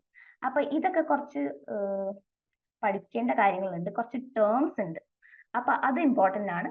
ഇത്ര ഡിഫിക്കൽട്ട് ആയിട്ടുള്ള ഒരു ഏരിയ അല്ല, നമ്മൾ PG-യിലൊക്കെ പഠിച്ചിട്ടുള്ള കോൺസെപ്റ്റ്സ് തന്നെയാണ്. പിന്നെ നമുക്ക് quantitative, qualitative, mixed methods approach. അപ്പം ഇത് നമുക്കറിയാം, നമ്മൾ PG-യിൽ ക്വാണ്ടിറ്റേറ്റീവ് ആയിട്ടുള്ള ഒരു റിസർച്ചോ അല്ലെങ്കിൽ ക്വാളിറ്റേറ്റീവ് ആയിട്ടുള്ള ഒരു റിസർച്ചോ ചെയ്തിട്ടുണ്ടാവും. അപ്പൊ ഇത് എന്തൊക്കെയാണ്, ഇതിന്റെ അണ്ടറിൽ എന്തൊക്കെ വരും, ഇതിന്റെ മെയിൻ ആയിട്ടുള്ള ഫീച്ചേഴ്സ് എന്തൊക്കെയാണ് എന്നൊക്കെയാണ് ഇവിടെ ഡിസ്കസ് ചെയ്യുന്നത്. പിന്നെ നമ്മൾ റിസർച്ച് മെത്തേഡ്സ്, ഏത് രീതിയിലൊക്കെ റിസർച്ച് നടത്തും. നമുക്ക് ഒബ്സർവേഷൻ ഉണ്ട്, സർവേ ഉണ്ട്, എക്സ്പെരിമെന്റൽ ഉണ്ട്, ക്വാസി എക്സ്പെരിമെന്റൽ ഉണ്ട്. ഇതിന്റെ എല്ലാം തമ്മിലുള്ള ഡിഫറൻസസ് നമ്മൾ പഠിച്ചു വെക്കുക എന്നുള്ള ഇമ്പോർട്ടന്റ് ആണ്. കാരണം ഞാൻ നേരത്തെ പറഞ്ഞ പോലെ തന്നെ ഇപ്പൊ ഒരുപാട് match the following questions NET എക്സാമിൽ കൂടുതലായിട്ട് വരുന്നുണ്ട്. അപ്പം നമ്മൾ ഓരോന്നും കോൺസെപ്റ്റ് മനസ്സിലാക്കണം. ഒരു സൈഡിൽ ഈ ടേംസ് ഉണ്ടാവും, അതിന്റെ അപ്പുറത്തെ സൈഡിൽ ഉണ്ടാവുന്നത് ഇതിന്റെ ഡെഫിനേഷൻസ് ആണ്, ഇതിന്റെ ഡിസ്ക്രിപ്ഷൻ ആണ്. അപ്പൊ അത് കണ്ടു കഴിഞ്ഞാൽ ഇതാണ് നമുക്ക് മനസ്സിലാക്കാൻ, റെക്കഗ്നൈസ് ചെയ്യാൻ പറ്റും. പിന്നെ വരുന്നത് സ്റ്റാറ്റിസ്റ്റിക്സ് ആണ്. ഇത്രയും ഭാഗം നമ്മൾ നോക്കിയത് റിസർച്ച് ആയിരുന്നു. നെക്സ്റ്റ് ഹാഫ് എന്ന് പറയുന്നത് സ്റ്റാറ്റിസ്റ്റിക്സ് ആണ്. ഇവിടെ നമുക്ക് കുറേ ടെസ്റ്റുകൾ ഉണ്ട്. ഏറ്റവും ആദ്യം ബേസിക് ആയിട്ട് നമ്മുടെ സെൻട്രൽ ടെൻഡൻസി ആൻഡ് ഡിസ്പെർഷൻ, നമ്മുടെ നോർമൽ പ്രോബിലിറ്റി കർവ് ഉണ്ടല്ലോ, ഇതിനെ ബേസ് ചെയ്തിട്ട് ഒരുപാട് ക്വസ്റ്റ്യൻസ് വരാറുണ്ട്. നമുക്കറിയാമെന്നില്ല, നമ്മൾ കുറച്ച് നമ്പേഴ്സ് ഒക്കെ ഓർത്ത് വെക്കണം, നമുക്ക് ആ കർവിലുള്ള പെർസെന്റേജസ് ഒക്കെ ഇത് ബേസ് ചെയ്തിട്ടുള്ള ക്വസ്റ്റ്യൻസ് വരാറുണ്ട്. പിന്നെ നമുക്ക് നോൺ പാരമെട്രിക് ആയിട്ടുള്ള ടെസ്റ്റുകളും പാരമെട്രിക് ടെസ്റ്റുകളും ഉണ്ട്. ഇതും ഇമ്പോർട്ടന്റ് ആയിട്ടുള്ള ടോപ്പിക്കാണ്. എല്ലാം ഇമ്പോർട്ടന്റ് ആണ് പറഞ്ഞു പോകുന്ന പോലെ ഉണ്ട്, പക്ഷെ ഇത് ശരിക്കും ഇമ്പോർട്ടന്റ് ആണ് കേട്ടോ. നമ്മൾ ഒരു പാരമെട്രിക് ടെസ്റ്റ് തന്നിട്ട് അതിന്റെ alternate form of non parametric test ഏതാണെന്ന് ചോദിക്കും. അപ്പൊ അതുകൊണ്ട് ഓരോന്നിന്റെയും കറസ്പോണ്ടിങ് ആയിട്ടുള്ള ടെസ്റ്റുകൾ ഏതാണ് പഠിച്ചു വെക്കണം. പിന്നെ നമുക്ക് കോറിലേഷൻ ഉണ്ട്. കോറിലേഷനും അഗൈൻ ഇതുപോലെ പല ടൈപ്സ് ഉണ്ട്. ഇത് പഠിച്ചു വെക്കൽ ഇമ്പോർട്ടന്റ് ആണ്. ഞാൻ നേരത്തെ പറഞ്ഞത്, നമുക്കൊരു പാര ഉണ്ടാവും, അതിന്റെ അണ്ടറിൽ കുറച്ച് 5 ക്വസ്റ്റ്യൻസ് വരും. അപ്പൊ ഇതിൽ പല സമയത്തും ആ പാരയിൽ നമ്മൾ വായിച്ചിട്ട് ഏത് കോറിലേഷൻ ആണ് ഇവിടെ നടക്കുന്നതെന്ന് ചോദിക്കും. അപ്പൊ അതിന്റെ ക്രൈറ്റീരിയ അറിഞ്ഞാലേ കൃത്യമായിട്ട് നമുക്കത് ചൂസ് ചെയ്യാം. പിന്നെ നമുക്ക് റിഗ്രഷൻ ഉണ്ട്, ഫാക്ടർ അനാലിസിസ് ഉണ്ട്, പലതരത്തിലുള്ള എക്സ്പെരിമെന്റൽ ഡിസൈൻസും ഈ ഒരു യൂണിറ്റിൽ നമ്മൾ ഡിസ്കസ് ചെയ്യുന്നുണ്ട്. കാണുന്ന പോലെയല്ല, ഒരുപാട് കണ്ടന്റ് ഉള്ള, ഒരുപാട് ഇമ്പോർട്ടന്റ് ആയിട്ടുള്ള ഒരു യൂണിറ്റ് ആണ്. നെക്സ്റ്റ് സൈക്കോളജിക്കൽ ടെസ്റ്റിംഗ് ആണ്. അപ്പൊ നമുക്ക് പലതരം ടെസ്റ്റുകൾ ഉണ്ട്. നോമിനൽ ഉണ്ട്, ഓർഡിനൽ ഉണ്ട്, ഇന്റർവൽ, റേഷ്യോ, ഇങ്ങനെയുള്ള ടെസ്റ്റുകൾ ഈ യൂണിറ്റിൽ ഏറ്റവും ഇമ്പോർട്ടന്റ് ആണ്. കാരണം ഇത് ബേസ് ചെയ്തിട്ട് കുറെ ക്വസ്റ്റ്യൻസ് ഉണ്ട്. എഗൈൻ മാത്സ് ഫോളോയിങ് വന്നിട്ടുണ്ട്. പിന്നെ ടെസ്റ്റ് കൺസ്ട്രക്ഷൻ, ഇതിന്റെ ഒരു എന്തൊക്കെയാണ് അവിടെ പ്രോസസ് എന്നാണ് ഇവിടെ നമ്മൾ ഡിസ്കസ് ചെയ്യുന്നുണ്ടാവുക. ഐറ്റം റൈറ്റിംഗ് എങ്ങനെയാണ്, ഈ ഐറ്റംസ് നമ്മൾ എങ്ങനെ അനാലിസിസ് നടത്തും, ഇങ്ങനത്തെ കാര്യങ്ങൾ. ടെസ്റ്റ് സ്റ്റാൻഡർഡൈസേഷൻ, ബേസിക് ആയിട്ട് റിലയബിലിറ്റിയും വാലിഡിറ്റിയുടെയും ടൈപ്സ് ആണ് നമ്മൾ ഈ യൂണിറ്റിൽ നോക്കുന്നത്, ഈ ഒരു ടോപ്പിക്കിൽ നോക്കുന്നത്. ഇതിന്റെ പല ടൈപ്സും പഠിക്കുക, അതിന്റെ ഡെഫിനിഷൻ കൃത്യമായിട്ട് അറിയാം. ഡെഫിനിഷൻ ബൈ ഹാർട്ട് ചെയ്യാന്നല്ല, പഠിച്ചു കഴിഞ്ഞാൽ ഇത് എന്താണെന്ന് പറയാൻ സാധിക്കും. പിന്നെ നമ്മൾ ഇന്റലിജൻസ്, ക്രിയേറ്റിവിറ്റി, ആപ്റ്റിറ്റ്യൂഡ്, ഇതെല്ലാം നോക്കുന്ന പലതരം ടെസ്റ്റുകൾ ഉണ്ട്. അതിന്റെ ഒരു ഇത്തിരി ഇമ്പോർട്ടന്റ് ആയിട്ടുള്ള കുറച്ച് ടെസ്റ്റുകളെങ്കിലും നമുക്ക് അറിഞ്ഞു വെക്കുക എന്നുള്ളത് ഇമ്പോർട്ടന്റ്. എന്താണ് അവിടെ ചെക്ക് ചെയ്യുന്നത്, ആ ടെസ്റ്റ് എന്താണ്, എവിടേക്കാണ് എന്നൊക്കെയുള്ള കാര്യങ്ങൾ, അതിന്റെ സബ് ടെസ്റ്റുകൾ എന്താണെന്നുള്ള ബേസിക് ആയിട്ടുള്ള കാര്യങ്ങൾ മനസ്സിലാക്കി വെക്കുക. പിന്നെ അഗൈൻ നമുക്ക് ആറ്റിറ്റ്യൂഡ് സ്കെയിൽസ് ഉണ്ട്, പലതരത്തിലുള്ള ആറ്റിറ്റ്യൂഡ് സ്കെയിൽസ് ഉണ്ട്, സെമാന്റിക് ഡിഫറൻഷ്യൽ സ്കെയിൽസ്. അപ്പൊ പലതരം സ്കെയിലുകൾ എന്ത് ആവശ്യത്തിനാണ്, ഏത് സിറ്റുവേഷനിലാണോ യൂസ് ചെയ്യുന്നത് എന്നുള്ളത് അറിഞ്ഞു വെക്കുന്നത് ഇമ്പോർട്ടന്റ് ആണ്. അത്ര ഇമ്പോർട്ടന്റ് അല്ല ആപ്ലിക്കേഷൻസ് ഓഫ് സൈക്കോളജിക്കൽ ടെസ്റ്റിംഗ്. ഈ ഒരു ടോപ്പിക്കിൽ നിന്ന് അങ്ങനെ ക്വസ്റ്റ്യൻസ് വന്ന് കണ്ടിട്ടില്ല. അത്രയാണ് ഈ ഒരു യൂണിറ്റിലുള്ളത്. നെക്സ്റ്റ് നമുക്ക് ബയോളജിക്കൽ ബേസിസ് ഓഫ് ബിഹേവിയർ. ഇവിടെ നമ്മൾ നേരത്തെ ഞാൻ പറഞ്ഞ പോലെ നമ്മൾ പൊതുവേ ബ്രെയിൻ ഏരിയാസും അങ്ങനെ കുറച്ച് കാര്യങ്ങളൊക്കെ PG-യിൽ പഠിക്കുന്നതാണ്. എനിക്ക് നമ്മൾ മറന്നു പോകാൻ ചാൻസ് ഉള്ള കുറച്ച് ഏരിയാസ്. ഇവിടെ നമ്മൾ വരുമ്പോൾ കുറച്ചും കൂടെ ഒരു ക്രോമസോമൽ അനോമലീസും അങ്ങനെയുള്ള കാര്യങ്ങൾക്കാണ് കൂടുതൽ ഇമ്പോർട്ടൻസ് വരുന്നത്. ബ്രെയിൻ ഏരിയാസ് വരാറുണ്ട്, അതിന്റെ ഫങ്ഷൻസ് ഒക്കെ ചോദിക്കാറുണ്ട്, പക്ഷെ അതിനോടൊപ്പം തന്നെ കുറച്ച് ക്രോമസോമൽ അനോമലീസ് ആണ് ഏറ്റവും കൂടുതൽ ചോദിച്ച് കണ്ടിട്ടുള്ളത്. ഡൗൺ സിൻഡ്രോം എന്താണ്, ടേണർ സിൻഡ്രോം എന്താണ്, ക്ലൈൻഫെൽറ്റ് സിൻഡ്രോം എന്താണ്, അതിൽ ഓരോന്നിലെയും ക്രോമസോമിലെ അബ്നോർമാലിറ്റി എവിടെയാണ്, എത്രാമത്തെ നമ്പറിലെ ക്രോമസോം ആണ് എന്നുള്ളതൊക്കെ അറിഞ്ഞു വെക്കൽ ഇമ്പോർട്ടന്റ് ആണ്. ഇതും ഒരു മാത്സ് ഫോളോയിങ് ക്വസ്റ്റ്യൻ ആയിട്ട് നോർമലി ചോദിക്കുന്ന ഒരു ഏരിയ ആണ്. നമുക്ക് ഈ ഒരു യൂണിറ്റ് നോക്കുമ്പോൾ നമുക്ക് ഇവിടെ സെൻസറി സിസ്റ്റം ഉണ്ട്. അതിന്റെ ബേസിക് ആയിട്ടുള്ള കുറച്ച് കോൺസെപ്റ്റ്സ് നോക്കുന്നുണ്ട്. ന്യൂറോൺ ഉണ്ട്, അതിൽ നമുക്കറിയാം ഒരുപാട് പ്രൊസീജിയേഴ്സും അതിന്റെ പാർട്സും ഫങ്ഷൻസും എല്ലാം ഇവിടെ നോക്കേണ്ടതുണ്ട്. ന്യൂറോ ട്രാൻസ്മിറ്റേഴ്സ് അത് വളരെ ഇമ്പോർട്ടൻ്റ് ആയിട്ടുള്ള ടോപ്പിക്കാണ്. പലതരം ന്യൂറോ ട്രാൻസ്മിറ്റേഴ്സ് ഉണ്ട്. ഏറ്റവും ഏതൊക്കെയാണ് ഇൻഹിബിറ്ററി, ഏതൊക്കെയാണ് എക്സൈറ്റേറ്ററി, അതിന്റെ ഓരോന്നിന്റെയും ഫങ്ഷൻസ് എന്തൊക്കെയാണ് എന്നൊക്കെ നമ്മൾ അറിഞ്ഞു വെച്ചിട്ടുണ്ടാവണം. പിന്നെ നമുക്ക് central and peripheral nervous system അവിടെ വരുമ്പോൾ നമ്മുടെ ബ്രെയിൻ്റെയും പെരിഫറൽ നെർവസ് സിസ്റ്റത്തിന്റെയും എല്ലാം ഉള്ളിലുള്ള കണ്ടന്റ്സ് എന്തൊക്കെയാണ്, അതിന്റെ ഓരോന്നിന്റെയും ഫങ്ഷൻ എന്താണെന്ന് വൃത്തിക്ക് അറിയണം. പിന്നെ നമ്മൾ ഇൻവേസീവ് മെത്തേഡ്സ് ആയിട്ടുള്ള lesion techniques, chemical methods, micro electrode studies ഇതൊക്കെ നമ്മുടെ സിലബസിൽ വരുന്നുണ്ട്. അങ്ങനെ വലിയ രീതിയിൽ ഇത് ചോദിച്ച് കാണാറില്ല, പക്ഷെ നമ്മൾ പഠിക്കുന്ന സമയത്തൊന്നും സ്കിപ്പ് ചെയ്യാണ്ട് പഠിക്കണം എന്നുള്ളത്. പിന്നെ നമുക്ക് മസ്കുലർ ആൻഡ് ഗ്രാൻഡുലർ സിസ്റ്റം വരുന്നുണ്ട്. അതിൽ ഓരോ ഗ്ലാൻഡ്സും സെക്രീറ്റ് ചെയ്യുന്ന ഹോർമോൺസ് ഏതൊക്കെയാണ്, അതിന്റെ ഓരോന്നിന്റെയും ഫങ്ഷൻസ് എന്താണെന്ന് കൃത്യമായിട്ട് പഠിക്കും. പിന്നെ ഹങ്കറിനോട് റിലേറ്റഡ് ആയിട്ട് വരുന്ന ബ്രെയിൻ ഏരിയാസ് ഏതാണ്, ഏത് സെൽസ് ആണെന്നുള്ളത് ഇമ്പോർട്ടൻ്റ് ആയിട്ട് പഠിച്ചു വെക്കണം. തേഴ്സ്റ്റും സ്ലീപ്പും സെറ്റ്സും മാത്രം അറിഞ്ഞില്ലെങ്കിലും ഹങ്കർ വളരെ ഇമ്പോർട്ടൻ്റ് ആണ്. ബ്രെയിൻ ഏരിയാസ് പഠിച്ചു വെക്കുക എന്നുള്ളത് ഒരുപാട് തവണ ചോദിച്ചു കണ്ടിട്ടുള്ള ഒരു ഏരിയ ആണ്. നെക്സ്റ്റ് നമ്മളെ fifth unit attention, perception, learning, memory and forgetting. അറ്റൻഷനിൽ ഒരു സിമ്പിൾ ടോപ്പിക്കാണ്. പെട്ടെന്ന് നമുക്ക് കുറച്ച് അറ്റൻഷന്റെ മോഡൽസ് നോക്കി കഴിഞ്ഞാൽ സംഭവം കഴിഞ്ഞു. പിന്നെ നമുക്ക് പെർസെപ്ഷൻ, അതിൽ കുറച്ച് അപ്രോച്ചസ് ഉണ്ട്. നമുക്കറിയാം ഗെസ്റ്റാൾട്ടിന്റെ കോൺസെപ്റ്റ് ഒക്കെ വരുന്നുണ്ട്. പിന്നെ കുറച്ച് perception, constancy, form, depth, movement ഇതൊക്കെ നമുക്ക് കുറച്ച് അറിയുന്ന ബേസിക് ആയിട്ടുള്ള കാര്യങ്ങളാണ്, പെട്ടെന്ന് നോക്കിയെടുക്കാൻ പറ്റുന്ന കാര്യങ്ങളാണ്. സിഗ്നൽ ഡിറ്റക്ഷൻ തിയറി ഉണ്ട്, ഇത് ഇമ്പോർട്ടൻ്റ് ആയിട്ടുള്ള ഒരു ടോപ്പിക്കാണ് ഈ ഒരു യൂണിറ്റിൽ വരുമ്പോൾ. പിന്നെ നമുക്ക് ഈ പിന്നെ കാണുന്ന ഈ സബ്ലിമിനൽ പെർസെപ്ഷൻ, അതുപോലെ പെർസെപ്ഷൻ സ്റ്റൈൽസ് ഒന്നും അങ്ങനെ ക്വസ്റ്റ്യൻസ് ഇതുവരെ ചോദിച്ച് കണ്ടിട്ടില്ല. ജസ്റ്റ് ഒന്ന് ആ ടോപ്പിക്സ് ബ്രഷപ്പ് ചെയ്തു പോകുന്നത് നല്ലതായിരിക്കും. നെക്സ്റ്റ് നമുക്ക് ലേണിംഗ് ആണ്. ലേണിംഗിൽ ഏറ്റവും കൂടുതൽ ചോദിക്കുന്നത് നമുക്ക് ഇൻസ്ട്രുമെന്റൽ ലേണിംഗ് അല്ലെങ്കിൽ ക്ലാസിക്കൽ കണ്ടീഷനിങ്. ഇതിനെ ബേസ് ചെയ്തിട്ടുള്ള അതിന്റെ അണ്ടറിൽ വരുന്ന കോൺസെപ്റ്റ്സ്, റീഇൻഫോഴ്സ്മെന്റ് ബേസ് ചെയ്തിട്ടുള്ള ക്വസ്റ്റ്യൻസ് ഒക്കെയാണ് നമുക്ക് കാണാറുള്ളത്. ലേറ്റന്റ് ലേണിംഗ്, ഒബ്സർവേഷണൽ ലേണിംഗും ചില സമയത്ത് ചോദിച്ച് കണ്ടിട്ടുണ്ട്. അതുപോലെ പ്രത്യേകിച്ച് നമുക്ക് ലേണിംഗിന്റെ ഷെഡ്യൂൾസ് ചോദിക്കാറുണ്ട്. അതും ഒരു ഇമ്പോർട്ടൻ്റ് ആയിട്ടുള്ള ഒരു ക്വസ്റ്റ്യൻ. പല ലേണിംഗിന്റെ പല തിയറീസ് ഉണ്ട് നമുക്കറിയാം, അതൊക്കെ ഒന്ന് നോക്കി വെക്കുന്നത് ഇമ്പോർട്ടൻ്റ് ആണ്. ചില സമയത്ത് തോണ്ടൈക്കിന്റെയും ഹള്ളിന്റെയും ഒക്കെ തിയറീസ് ചോദിച്ച് കണ്ടിട്ടുണ്ട്. പിന്നെ നമുക്ക് മെമ്മറി ആൻഡ് ഫോർഗെറ്റിംഗ്. അഗൈൻ ഇവിടെയും കുറച്ച് നമുക്കൊരു തിയറീസ് ഉണ്ട്. മെമ്മറി എങ്ങനെയാണ് സ്റ്റോറേജ് നടക്കുന്നത് എന്നുള്ള ഒരു കോൺസെപ്റ്റ്സ് ഉണ്ട്. പിന്നെ നമുക്ക് കുറച്ച് മെമ്മറി പ്രോസസ്സുകൾ ഉണ്ട്. ടൈപ്സ് ഓഫ് മെമ്മറി, അതായത് ഇപ്പോൾ ലോങ് ടേം മെമ്മറിയുടെ അണ്ടറിൽ തന്നെ നമുക്ക് ഡിക്ലറേറ്റീവും നോൺ ഡിക്ലറേറ്റീവും അതിന്റെ അണ്ടറിൽ തന്നെ എപ്പിസോഡിക്, സെമാറ്റിക്, പ്രൊസീജറൽ ഇതൊക്കെ എന്താണെന്ന് കൃത്യമായിട്ട് കോൺസെപ്റ്റ് മനസ്സിലാക്കൽ ഇമ്പോർട്ടൻ്റ് ആണ്. എക്സാമ്പിൾ ആയിട്ടും അല്ലെങ്കിൽ അതിന്റെ ഒരു ഡെഫിനിഷൻ പോലെയൊക്കെ ഈ ഒരു പാർട്ടിൽ നിന്ന് ക്വസ്റ്റ്യൻസ് ചോദിച്ച് കണ്ടിട്ടുണ്ട്. പിന്നെ വരുന്നത് തിയറീസ് ഓഫ് ഫോർഗെറ്റിംഗ് ആണ്. ഇതും പ്രത്യേകിച്ച് ഇന്റർഫിയറൻസ്, രണ്ട് തരത്തിലുള്ള ഇന്റർഫിയറൻസ് ഉണ്ട്. ഇത് ബേസ് ചെയ്തിട്ട് കൺഫ്യൂസിംഗ് ആയിട്ടുള്ള ക്വസ്റ്റ്യൻസ് ചോദിച്ച് കണ്ടിട്ടുണ്ട്. നെക്സ്റ്റ് സിക്സ്ത് യൂണിറ്റ് ആണ് തിങ്കിങ്, ഇന്റലിജൻസ് ആൻഡ് ക്രിയേറ്റിവിറ്റി. ഇത് അത്ര തന്നെ ഒരു ഇമ്പോർട്ടൻസ് കൊടുക്കേണ്ട ഒരു ടോപ്പിക് അല്ല. അങ്ങനെ സ്കിപ്പ് ചെയ്യാൻ വേണ്ടി പറയുന്നില്ല, പക്ഷെ ഒരുപാട് ക്വസ്റ്റ്യൻസ് ചോദിച്ചു കണ്ടിട്ടില്ല. മേ ബി ഒരു 2 or 3 ക്വസ്റ്റ്യൻസ് വരും കൂടിപ്പോയാൽ, അത്രേ ഉള്ളൂ. അപ്പോൾ തിങ്കിങ്ങിന്റെ അണ്ടറിൽ നമുക്ക് കുറെ പ്രോസസ്സും അതിന്റെ ഒരു കോൺസെപ്റ്റ് ഫോർമേഷൻ ഒക്കെ എങ്ങനെയാണ് വരുന്നതെന്ന് പഠിക്കേണ്ടതുണ്ട്. പിന്നെ language, thought, problem solving, decision making. ഇവിടെ പിന്നെയും കണ്ടുവരുന്നത് ഈ പ്രോബ്ലം സോൾവിങ്ങിൽ നമുക്ക് വരുന്ന ഓബ്സ്റ്റിക്കിൾസിനെ ബേസ് ചെയ്തിട്ടുള്ള ക്വസ്റ്റ്യൻസ്, മെന്റൽ സെറ്റ് എന്തൊക്കെയാണ് എന്നുള്ള രീതിയിൽ അങ്ങനെയുള്ള ക്വസ്റ്റ്യൻസ് കണ്ടിട്ടുണ്ട്.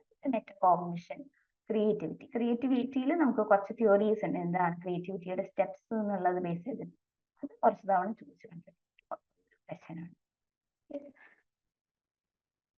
സെവൻത് യൂണിറ്റ് എന്ന് പറയുന്നത് personality, motivation, emotion, stress and coping. ഇവിടെ അഗൈൻ ഞാൻ നേരത്തെ പറഞ്ഞ പോലെ പേഴ്സണാലിറ്റി നമുക്കൊന്ന് നോക്കാം. അത്ര തന്നെ ഒരു ഡീറ്റെയിൽ ആയിട്ട് പോകേണ്ട ആവശ്യമില്ല. നമ്മളിപ്പോ ഒരു MPhil ഒക്കെ പ്രിപ്പയർ ചെയ്യുന്നുണ്ടെങ്കിൽ ഓരോ തിയറിയിൽ പറഞ്ഞിട്ടുള്ള ഓരോ കോൺസെപ്റ്റും അത്രയും ഡീറ്റെയിൽ ആയിട്ട് നമ്മൾ പഠിച്ചു പോകണം.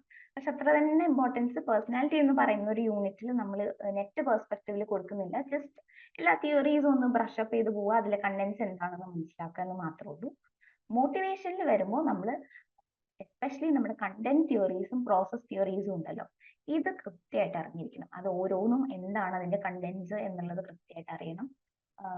നമ്മുടെ കഴിഞ്ഞ എക്സാമിനും അതുപോലെ നമ്മുടെ ക്യാൻസൽഡ് ആയിട്ടുള്ള എക്സാമിലും ഒക്കെ മോട്ടിവേഷന്റെ തിയറീസിന് അണ്ടറിൽ വരുന്ന കോൺസെപ്റ്റ്സ് കുറെ ചോദിച്ചിട്ടുണ്ട്. പ്രത്യേകിച്ച് എക്സാമ്പിൾ ബേസ് ചെയ്തിട്ടൊക്കെ ചോദിച്ചിട്ടുണ്ട്. അപ്പൊ അതിന്റെ സബ് ടോപ്പിക്സ് ഒക്കെ ഇവിടെ ലിസ്റ്റ് ചെയ്തിട്ടുണ്ട്. Basic emotional concepts, motivational concepts, approaches, ഇതിന്റെ അണ്ടറിലാണ് ഞാൻ പറഞ്ഞ തിയറീസ് എല്ലാം വരുന്നത്.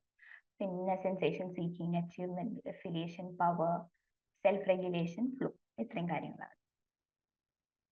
ഇനി ഇമോഷനിലേക്ക് വരുമ്പോൾ അഗൈൻ ഇവിടെ ഇമ്പോർട്ടന്റ് ആയിട്ടുള്ളത് തിയറീസ് ആണ്. പ്രത്യേകിച്ച് ഓരോ തിയറിയിലും എവിടെ നടക്കുന്നു എന്ന് ഓർത്ത് വെക്കണം. ഇപ്പൊ നമുക്കറിയാം ജെയിംസ് ലാഞ്ചിന്റെ ആദ്യം ഫിസിയോളജിക്കൽ റെസ്പോൺസ് ആണ്, പിന്നെയാണ് ഇമോഷൻ എന്ന് പറയുന്നത്. കാനൻ ബാർഡിന്റെ രണ്ടും സൈമിൾട്ടേനിയസ്ലി ആണെന്ന് പറയുന്നത്. അപ്പോൾ ഓരോന്നും ഇപ്പോ പിന്നെ വരുന്നതിലെല്ലാം ഒരു കോഗ്നിറ്റീവ് അപ്രൈസലും കൂടെ അവിടെ വരുന്നുണ്ട്. അപ്പൊ ഓരോന്നും എവിടെയാണ് പ്ലേസ് ചെയ്തിരിക്കുന്നത് എന്നുള്ളത് കൃത്യമായിട്ട് പഠിച്ചിരിക്കണം. അത് കൺഫ്യൂസിങ് ആയിട്ടുള്ള രീതിയിൽ ചോദിക്കാൻ സാധിക്കും.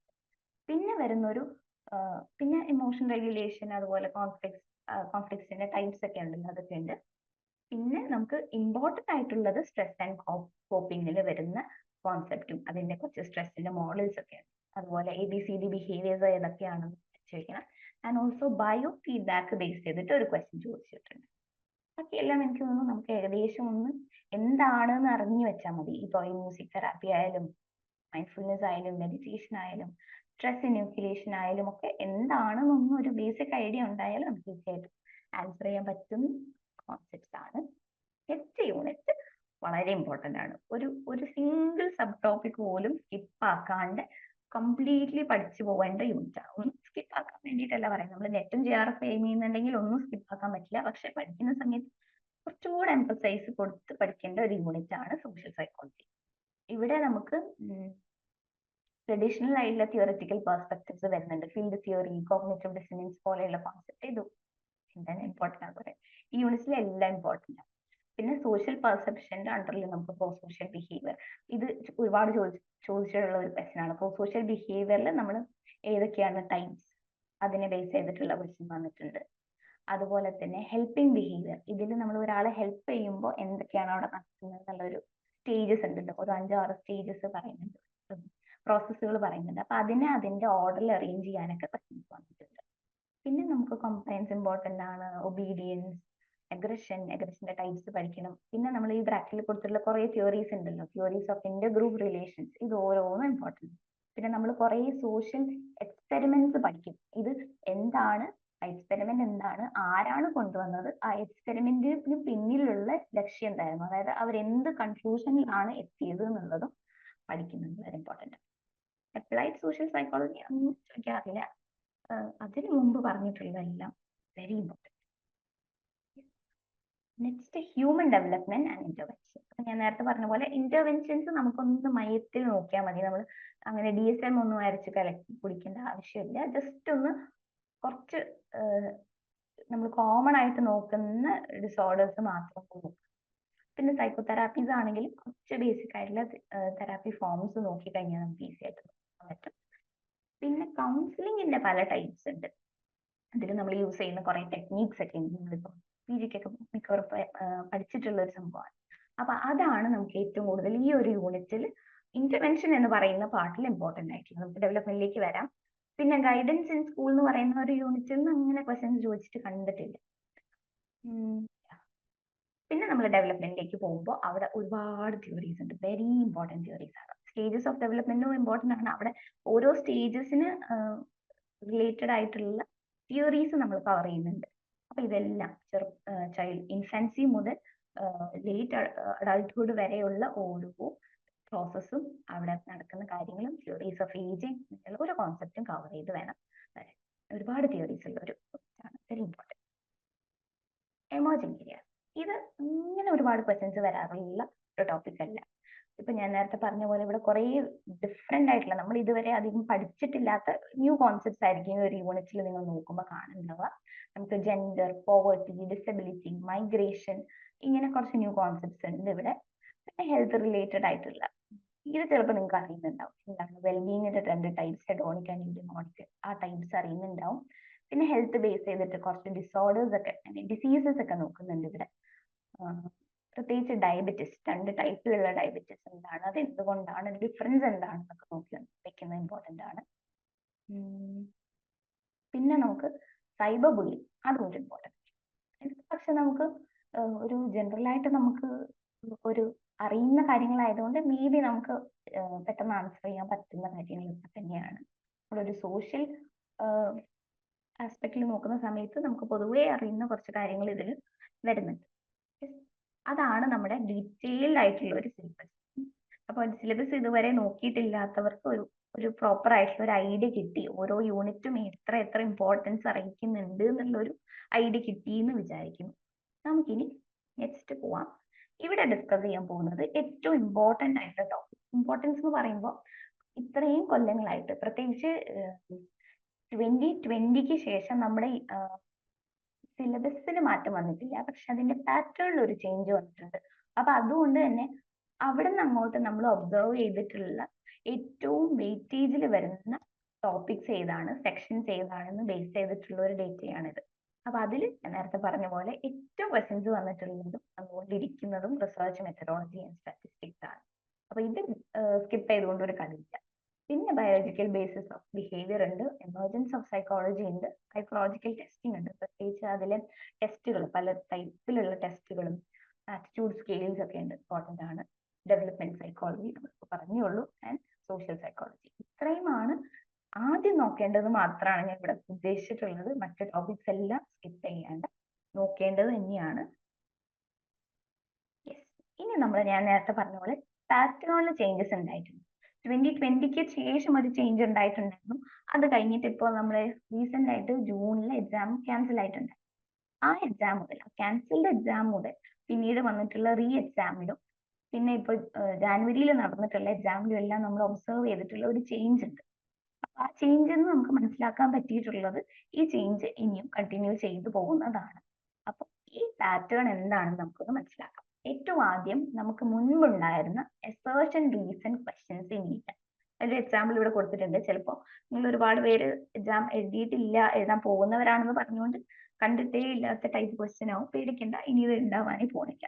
ഒരുപാട് സ്റ്റുഡൻസിന് ഒരു പേടിയുള്ള ഒരു ക്വസ്റ്റ്യൻ ആയിരുന്നു ഇത്. കാരണം ഈ അസേർഷൻ എന്ന് പറയുന്ന ഒരു സ്റ്റേറ്റ്മെന്റ് ഇവിടെ കൊടുത്തിട്ടുണ്ടല്ലോ, sexual drive is one of the psychological need. ഇത് നമ്മൾ ട്രൂ ഓർ ഫോൾസ് നമ്മൾ കണ്ടുപിടിക്കാം. റീസൺ എന്ന് പറയുന്ന ഒരു സ്റ്റേറ്റ്മെന്റ് ഉണ്ട്, ഇതും നമ്മളൊന്ന് ഫാക്ട് ചെക്ക് ചെയ്യണം. അതായത് അതിൽ പറഞ്ഞിട്ടുള്ള കാര്യങ്ങൾ ശരിയാണോ. രണ്ടാമതായിട്ട് നമ്മൾ ചെയ്യുന്ന കാര്യമാണ് പണിപ്പെട്ട ഒരു കാര്യം. അതായത് ആദ്യം പറഞ്ഞ സ്റ്റേറ്റ്മെന്റിന്റെ റീസൺ ആയിട്ടാണോ ഈ സെക്കൻഡ് സ്റ്റേറ്റ്മെന്റ്, ഈ റീസൺ എന്ന് പറയുന്ന സ്റ്റേറ്റ്മെന്റ് വരുന്നത് കണ്ടുപിടിക്കണം. അതാണ് പ്രശ്നം പിടിച്ച ഒരു കാര്യം. ആൻഡ് അതിനെ ബേസ് ചെയ്തിട്ട് നമ്മൾ ഈ 4 ഓപ്ഷൻസ് ഒരു ഓപ്ഷൻ ചൂസ് ചെയ്യേണ്ടതാണ്. അപ്പൊ അവിടെയാണ് പലർക്കും മിസ്റ്റേക്ക് ഉണ്ടാവാറുള്ളത്. പക്ഷെ പേടിക്കേണ്ട ആവശ്യമില്ല, ഈ ക്വസ്റ്റ്യൻസ് ഇനി ഉണ്ടാവില്ല. നമ്മളൊരു 3 ടേമിലായിട്ട് നോക്കിയിട്ട് കൺഫേം ചെയ്തിട്ടുള്ളതാണ് ഈ ക്വസ്റ്റ്യൻസ്. അസേർഷൻ റീസൺ ഇല്ല എന്നുള്ളത്. പക്ഷെ അതിന് പകരം നമുക്ക് കുറച്ച് ക്വസ്റ്റ്യൻസ് ഇൻട്രൊഡ്യൂസ് ചെയ്തിട്ടുണ്ട്. Match the following, arrange the steps or stages in order, statement questions, chronological order question. ഇതെന്താണെന്ന് ഡീറ്റെയിൽ ആയിട്ട് നമുക്ക് ഇതാണ് മാച്ച് ദ ഫോളോയിങ്ങിന്റെ ഒരു എന്തൊന്നും ക്വസ്റ്റ്യൻസ് ഡിസ്കസ് ചെയ്യാൻ വെച്ചിട്ടുള്ള നിങ്ങൾക്കൊരു ഐഡിയ എന്താണ് പാറ്റേൺ എന്നുള്ള ഒരു ഐഡിയ കിട്ടാൻ. ഇങ്ങനെ 2 ലിസ്റ്റ് ഉണ്ടാവും. ഇതിൽ നിന്ന് നിങ്ങൾ അപ്രോപ്രിയേറ്റ് ആയിട്ടുള്ള ഓപ്ഷനിലേക്ക് മാച്ച് ചെയ്യുക. ആൻഡ് അതിനെ ബേസ് ചെയ്തിട്ട് നിങ്ങൾ ഒരു ഓപ്ഷൻ ചൂസ് ചെയ്യുക. ഇവിടെ വരുന്ന ഒരു പ്രശ്നം എന്താണെന്ന് വെച്ച് കഴിഞ്ഞാൽ, നിങ്ങൾ ഓപ്ഷൻസ് നോക്കിയാൽ ഇപ്പൊ ഫസ്റ്റ് നിങ്ങൾ എ എന്ന് പറയുന്നതിന്റെ ആൻസർ 2 ആണെന്ന് ചൂസ് ചെയ്താൽ അഗൈൻ നിങ്ങൾക്ക് ഒരു കൺഫ്യൂഷൻ ഉണ്ടാവും. കാരണം അത് തന്നെ 2 ഓപ്ഷൻ ഉണ്ട്, എ ആൻഡ് ബി ഒരുപോലെ വരുന്നുണ്ട്. അപ്പോൾ നിങ്ങൾക്ക് ഒരു ആൻസറോ ചിലപ്പോൾ 2 ആൻസറോ ഒന്നും അറിഞ്ഞാൽ പോരായിരിക്കും, അതിൽ കൂടുതൽ അറിയണം. ഒരുപാട് ഗസ് ചെയ്താൽ പണി കിട്ടുന്ന ഒരു ഏരിയ ആണ്. കാരണം കൺഫ്യൂസ് ചെയ്യുന്ന രീതിയിലാണ് അവർ ഓപ്ഷൻസ് തന്നിരിക്കുന്നത്. ഇപ്പൊ നിങ്ങൾ C4 ആണെന്ന് ഉറപ്പിച്ചു കഴിഞ്ഞാൽ മേ ബി അഗൈൻ കൺഫ്യൂഷൻ ആണ്. എയിലും സിയിലും C4 തന്നെയാണ്. പിന്നെ നമ്മൾ D1 ആണെന്ന് ഉറപ്പിച്ചിട്ടുണ്ടെങ്കിൽ അഗൈൻ എയും ഡിയും 1 തന്നെയാണ് ഡിയിൽ വരുന്നത്. അപ്പൊ അതുകൊണ്ട് തന്നെ മൾട്ടിപ്പിൾ ആൻസേഴ്സ് നമുക്ക് അറിഞ്ഞാലേ ഇവിടെ രക്ഷയുള്ളൂ എന്നുള്ളതാണ്. ആൻഡ് മാച്ച് ദ ഫോളോയിങ് ശരിക്കും നമുക്ക് അസേർഷൻ റീസൺ വരുന്നതിന് മുമ്പും ഉണ്ടായിരുന്നു മാച്ച് ദ ഫോളോയിങ്. പക്ഷെ ഇത് ക്യാൻസൽ ആയതിനു ശേഷം മാച്ച് ദ ഫോളോയിങ്ങിന്റെ നമ്പറിൽ വലിയൊരു ഇൻക്രീസ് ഉണ്ടായിട്ടുണ്ട്. ഒരുപാട് ക്വസ്റ്റ്യൻസ് മാച്ച് ദ ഫോളോയിങ് വരുന്നു. അപ്പൊ അതുകൊണ്ട് നമ്മൾ ഏത് കാര്യം പഠിക്കുമ്പോഴും നേരത്തെ ഞാൻ പറഞ്ഞ കോൺസെപ്റ്റ്സ് ഒക്കെ പഠിക്കുമ്പോൾ അതിന്റെ കറസ്പോണ്ടിങ് ആയിട്ട് വരുന്ന ആളുകൾ പ്രപ്പോസ് ചെയ്തിട്ടുള്ളത് ആരാണ്, അതുപോലെ ആ കോൺസെപ്റ്റ് എന്താണെന്ന് നമ്മുടെ ഒരു ഭാഷയിൽ ഇത് നമ്മൾ റീകോൾ ചെയ്തെടുക്കേണ്ട ഒരു എക്സാമ്പിൾ അല്ല, റെക്കഗ്നൈസ് ചെയ്യാൻ വേണ്ടി ഓപ്ഷൻ അവിടെ ഉണ്ടാവും. അത് കണ്ടിട്ട് നമ്മളൊന്ന് തിരിച്ചറിഞ്ഞാൽ മതി. ബൈ ഹാർട്ട് ചെയ്യേണ്ട ആവശ്യമില്ല, ഡെഫിനേഷൻസ് ഒന്നും നമുക്ക് കണ്ടാൽ മനസ്സിലാവണം. ഇത് ഞാൻ നേരത്തെ പറഞ്ഞ സെക്കൻഡ് ടൈപ്പാണ്. അതായത് നമ്മൾ സീക്വൻസിലാക്കണം. ഏതെങ്കിലും ഒരു ഓപ്ഷൻ നമ്മൾ ചൂസ് ചെയ്താൽ പോരാ, ഇതെല്ലാം ആൻസർ ആണ്. പക്ഷെ ഏത് ഓർഡറിൽ വരുന്നു എന്നാണ് നമ്മൾ കണ്ടുപിടിക്കേണ്ടത്. അഗൈൻ ഇവിടെയും ട്രിക്കിയാണ്. എ ആണ് ആദ്യം എന്ന് കണ്ടുപിടിച്ചാലും പോരാ, കാരണം അഗൈൻ എ ആൻഡ് സി അത് തന്നെയാണ്. അപ്പൊ അതിന് വീണ്ടും നമ്മൾ ചൂസ് ചെയ്യേണ്ടി വരും.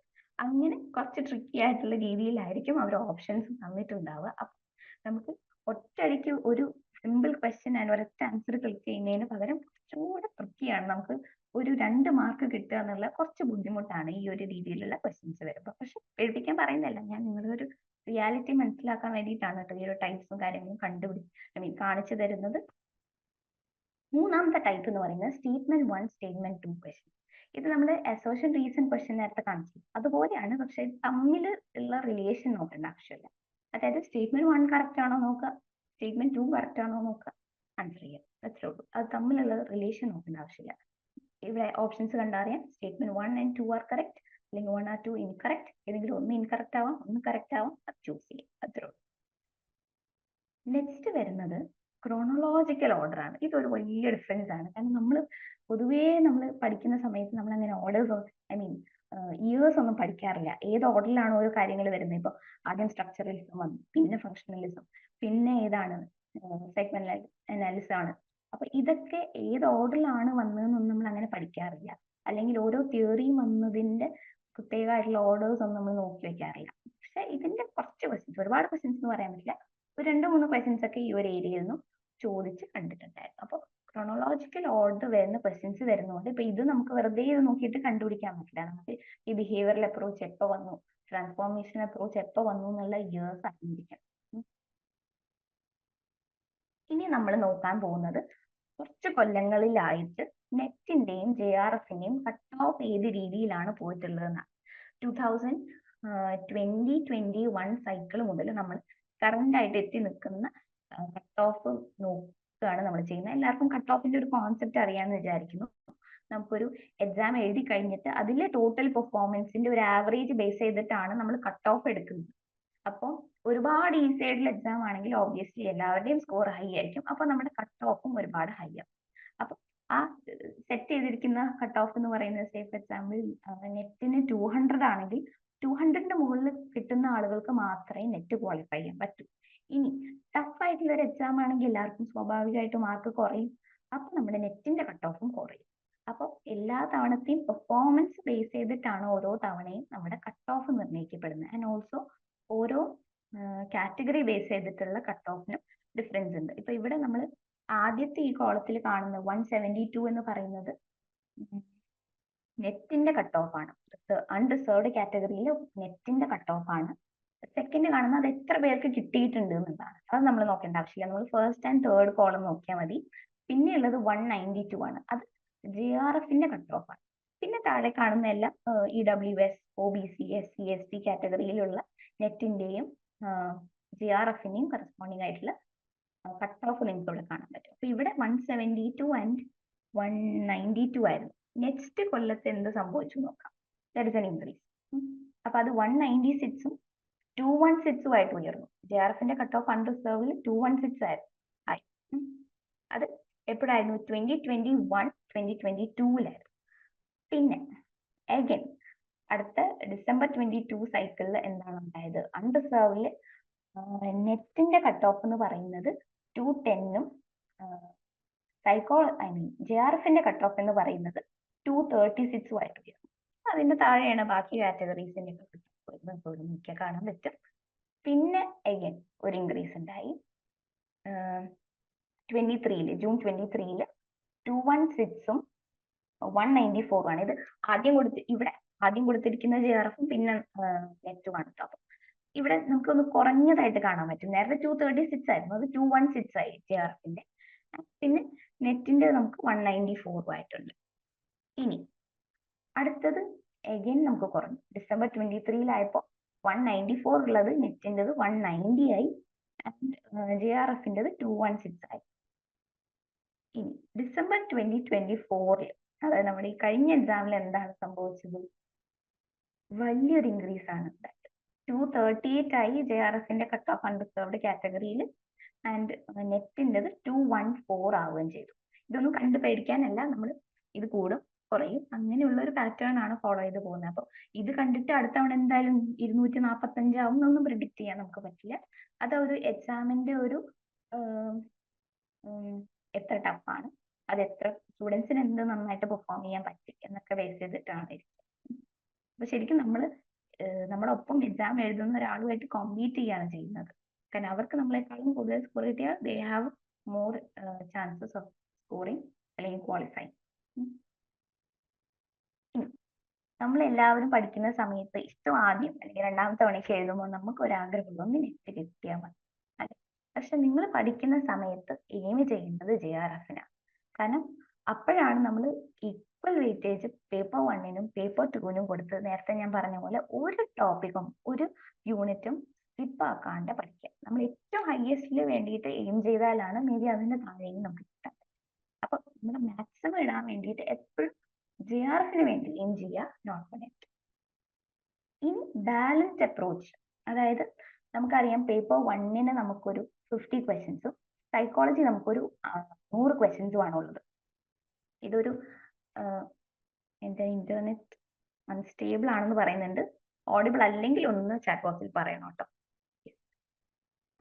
അപ്പോൾ നമ്മൾ എപ്പോഴും സൈക്കോളജി നമുക്ക് എല്ലാം അറിയാം അല്ലെങ്കിൽ ഒരുവിധം അറിയാം എന്നുള്ളൊരു ധൈര്യത്തിലാണ് എക്സാം എഴുതാൻ പോകുന്നത്. പേപ്പർ കുഴപ്പമില്ല, കുറച്ച് മാത്സും കുറച്ച് ഇംഗ്ലീഷും ട്രൈ ചെയ്ത് നോക്കാം എന്നുള്ള രീതിയിലാവും അറ്റ്ലീസ്റ്റ് ഒരു ഫസ്റ്റ് അറ്റംപ്റ്റ് എങ്കിലും നമുക്ക് നടത്തുന്നുണ്ടാവും. പക്ഷെ ഇങ്ങനെയല്ല വേണ്ടത്. കാരണം നമ്മൾ സൈക്കോളജി സബ്ജക്ട് എഴുതുന്ന എല്ലാവർക്കും നമുക്കറിയുന്ന കാര്യങ്ങൾ അറിയുന്നുണ്ടാവും. അപ്പൊ എവിടെയാണ് നമുക്ക് ഒരു എക്സ്ട്രാ എഫേർട്ട് ഇടാൻ പറ്റുന്നത്, അത് പേപ്പർ 1ലാണ്. പലർക്കും മാത്സ് ഡിഫിക്കൽട്ട് ആയിരിക്കും, ഇംഗ്ലീഷ് ഡിഫിക്കൽട്ട് ആയിരിക്കും, അല്ലെങ്കിൽ അതിൽ പറയുന്ന മറ്റ് പല കോൺസെപ്റ്റ്സും ഫാക്ച്വൽ ആയിട്ടുള്ള കാര്യങ്ങളൊക്കെ പഠിക്കാൻ ബുദ്ധിമുട്ടായിരിക്കും. അപ്പൊ അവിടെയാണ് നമുക്കൊരു എക്സ്ട്രാ എഡ്ജ് കിട്ടുന്നത്. അപ്പൊ അതുകൊണ്ട് എപ്പോഴും paper 1 and paper 2 equal weightage ആണെന്ന് തന്നെ നമ്മുടെ ഉള്ളിൽ പറഞ്ഞുകൊണ്ടിരിക്കുക. അതിന് ഈക്വൽ ഇമ്പോർട്ടൻസ് കൊടുത്തു. മറ്റൊരു കാര്യം കൺസിസ്റ്റൻസി. നമ്മൾ ഇന്ന് പഠിക്കുന്ന അത്ര തന്നെ നാളെയും അതിന്റെ അടുത്ത ദിവസവും ഒക്കെ കൊണ്ടുപോകാൻ ശ്രമിക്കുക. ഇതിന്റെ ഒരു മെയിൻ ആസ്പെക്ട് എന്ന് പറയുന്നത് ഓവർഡു ചെയ്യാതിരിക്കുക. ഇന്ന് ഒരുപാട് ഒരു 10 മണിക്കൂർ അങ്ങനെയിരുന്ന് പഠിച്ചാൽ next day I will be exhausted, എനിക്ക് പഠിക്കാൻ പറ്റില്ല. അപ്പൊ കൺസിസ്റ്റൻസി മെയിൻറ്റെയിൻ ചെയ്യാൻ ശ്രമിക്കുക. എന്നാൽ മാത്രമാണ് ഇന്ന് പഠിച്ച കാര്യം നാളെ റിവൈസ് ചെയ്യാനും അതിന്റെ അടുത്ത ദിവസം അത് റിവൈസ് ചെയ്തിട്ട് അത് ഓർത്ത് വെക്കുന്നുണ്ട് എന്ന് എൻഷുർ ചെയ്യാൻ പറ്റും. ഇന്ന് ഒരുപാട് പഠിച്ച് മേ ബി എക്സാം വരുമ്പോഴേക്കും നമ്മളത് മറന്നു പോയിട്ടുണ്ടാവും കൺസിസ്റ്റൻസി ഇല്ലെങ്കിൽ. അപ്പൊ consistency is the most important. മറ്റൊരു കാര്യം പലരും ചെയ്യുന്ന ഒരു കാര്യമാണ് സിലബസ് നോക്കും പോയി സിലബസ് നോക്കുമായിരിക്കും. യെസ്, നോക്കുന്നവരുണ്ട്, നോക്കാത്തവരുണ്ട്. സിലബസ് നോക്കിയതിന് ശേഷം എന്ത് ചെയ്യും, നേരെ പഠിക്കാനിരിക്കും. എക്സാം ആകുന്നവരെ പഠിക്കുമായിരിക്കും. പക്ഷെ അവർ ഒരു തവണ പോലും പ്രീവിയസ് ഇയർ ക്വസ്റ്റ്യൻസ് നോക്കിയിട്ടുണ്ടാവില്ല, അതായത് PYQ. അപ്പോൾ എന്താ സംഭവിക്കുന്നത്, കാര്യങ്ങളൊക്കെ അവർക്ക് അറിയാം പക്ഷെ ആ ക്വസ്റ്റ്യൻസ് വരുന്ന പാറ്റേൺ അറിയണ്ടാവില്ല. ഇപ്പൊ ഞാൻ നേരത്തെ കാണിച്ചെന്ന പല ടൈപ്സ് കണ്ടില്ലേ, സ്റ്റൈൽസ് കണ്ടില്ലേ, ഇതൊക്കെ ഏത് രീതിയിലാണ് വരുന്നതെന്ന് അറിഞ്ഞില്ലെങ്കിൽ നമുക്ക് പ്രോപ്പർ ആയിട്ട് നമ്മുടെ എക്സാമിന് പ്രിപ്പയർ ചെയ്യാനോ പെർഫോം ചെയ്യാനോ പറ്റില്ല. ക്വസ്റ്റ്യൻ കണ്ട് നമ്മൾ എന്താ വെച്ചു. അപ്പൊ ക്വസ്റ്റ്യന്റെ സ്റ്റൈൽ അറിയണമെന്നുണ്ടെങ്കിൽ ഏറ്റവും ആദ്യം പ്രീവിയസ് ഇയർ ക്വസ്റ്റ്യൻസും കൂടെ അതിന്റെ കൂടെ പ്രാക്ടീസ് ചെയ്യുക എന്നുള്ള ഇമ്പോർട്ടൻ്റ് ആണ്. ഇപ്പം എന്റെ അറിവിൽ PGക്ക് പഠിക്കുന്ന ഒരുപാട് കുട്ടികൾ പ്രീവിയസ് ഇയർ ക്വസ്റ്റ്യൻസ് മാത്രം നോക്കിയിട്ട് നെറ്റ് ക്വാളിഫൈ ചെയ്തിട്ടുണ്ട്. കാരണം പല കാര്യങ്ങളും നമ്മുടെ ഒരു മെമ്മറിയിലുണ്ട്. നമ്മൾ വിചാരിക്കുന്നുണ്ടാവും നമ്മൾ പഠിച്ചത് മറന്നുപോയെന്ന്. പക്ഷെ നമുക്ക് കണ്ട് റെക്കഗ്നൈസ് ചെയ്യേണ്ട കാര്യങ്ങളായതുകൊണ്ട് തന്നെ നമുക്ക് എക്സാമിന് വരുമ്പോൾ അത് ബെറ്റർ ആയിട്ട് ഓർത്തെടുത്ത് എഴുതാൻ പറ്റുന്നുണ്ടാവും. പക്ഷെ പ്രീവിയസ് ഇയർ ക്വസ്റ്റ്യൻസ് നോക്കുക എന്നുള്ളതാണ് അതിന്റെ കീ.